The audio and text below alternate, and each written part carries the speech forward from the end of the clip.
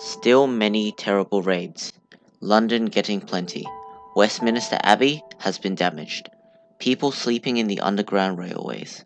More bombs dropped on RAC and around us. Still not hurt or damaged, thank heaven. Most fell in open fields. This was an extract from Dora Gearing's diary, a civilian woman who experienced the Battle of Britain firsthand. It was a frightening time for the British, as the tyranny of Nazi Germany's bombers flew overhead, where thousands died in the few months of which the battle commenced.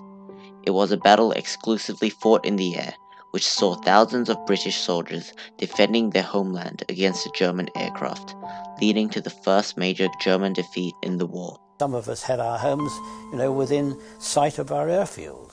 If you and all your chaps didn't do your damnedest on every operation that you took off on, then all these Germans were going to be flooding over your country. After the Battle of Somme, when it was clear that the French would surrender, Adolf Hitler set his sights on the United Kingdom. At first, the Führer proposed that Britain would be able to keep their empire, but in exchange, they would align themselves with Nazi Germany. Even though this meant that Britain would be safe from the threat of German invasion, many people still disagreed, as they did not appreciate the policies and views of Nazi Germany. One of these people was Winston Churchill, the current Prime Minister. He spoke at Parliament 4 days before the French surrender, where he delivered one of the most famous speeches of all time, The Finest Hour. What General Weygand has called the Battle of France is over. The Battle of Britain is about to begin. Upon it depends our own British life and the long continuity of our institutions and our empire. The whole fury and might of the enemy must very soon be turned on us. Hitler knows that he will have to break us in this island or lose the war. If we can stand up to him, all Europe may be freed, and the life of the world may move forward into broad, sunlit uplands. Only a month later, on July 10, 1940, the German Air Force began bombing Britain. Hitler's plan was dubbed Operation Sea Lion. It was a joint amphibious and airborne invasion, where he planned to land 160,000 German soldiers along the coast of southeast England. However, he knew the Royal Air Force would do significant damage to his invading troops. To combat this inconvenience, Hitler decided to first demolish the RAF in order to more easily send his soldiers in. On July 10, 1940, the Luftwaffe attacked British Navy as to prepare for Operation Sea Lion, as the British had strong control over the English Channel and the North Sea. However, due to radars, the British Air Force was able to engage the Germans with foresight, and was also able to surprise German forces in some cases. By August, the German Air Force were only targeting ships, but were being thwarted by the British many a time, despite the British only having 700 aircrafts to Germany's 1,300. As a result of this, on the 2nd of August, Commander of the Luftwaffe Hermann Göring commenced Operation Aldertag, or Eagle Day, which saw pilots now specifically target RAF bases in an attempt to cripple the smaller force.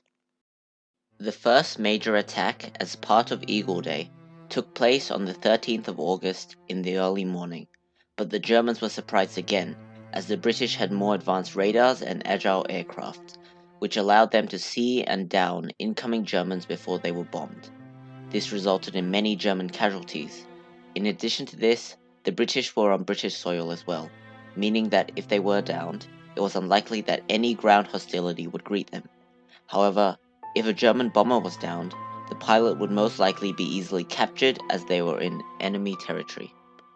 In August alone, due to the commencement of Eagle Day, as many as 1,500 German aircrafts were sent into Britain daily, where an estimated 2 German planes would fall for every British. The RAF weren't just going to sit there and take it though. In late August, the RAF sent 80 aircrafts into German soil, intending to bomb commercial and industrial sites. However, due to the cloudiness, some bombers missed and some hit civilians.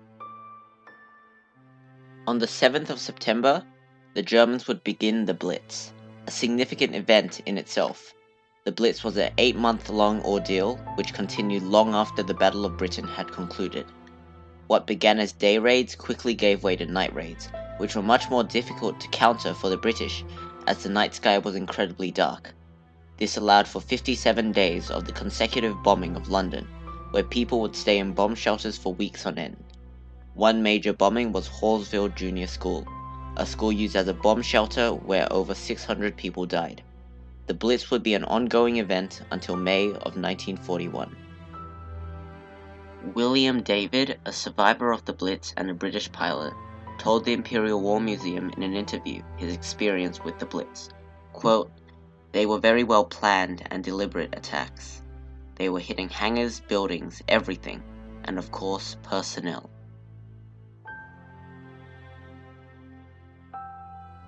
The Battle of Britain saw Germany suffer significant casualties, with 2,700 aircrew members dying, over 1,000 having been captured, and 1,880 aircrafts having been shot down.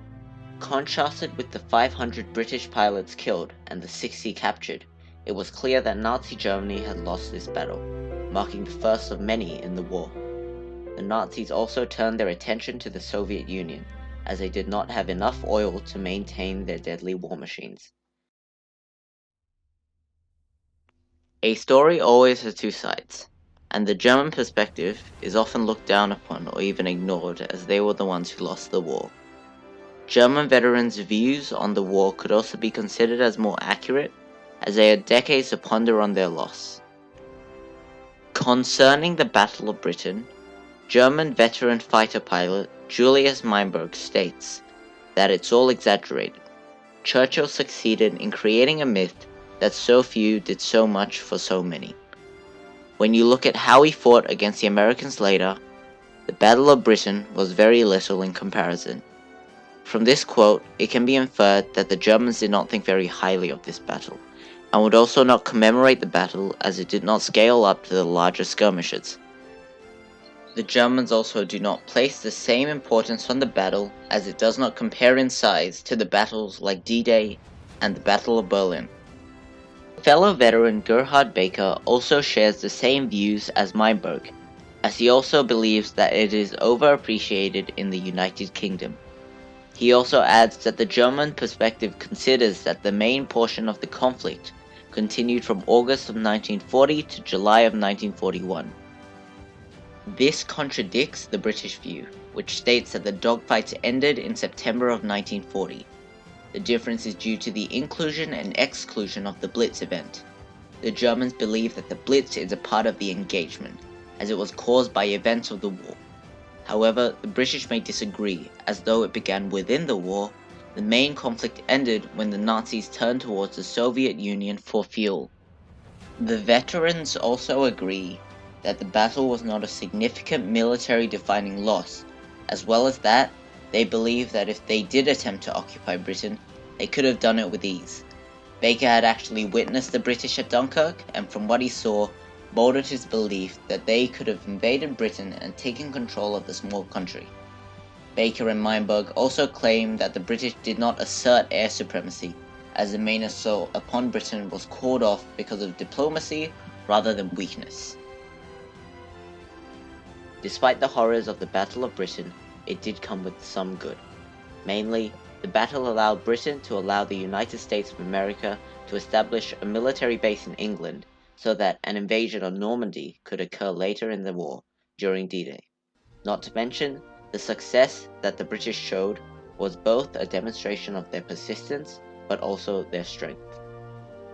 Let us therefore brace ourselves to our duty. So bear ourselves that if the British Empire and its commonwealths last for 1,000 years, men will still say, this was their finest hour.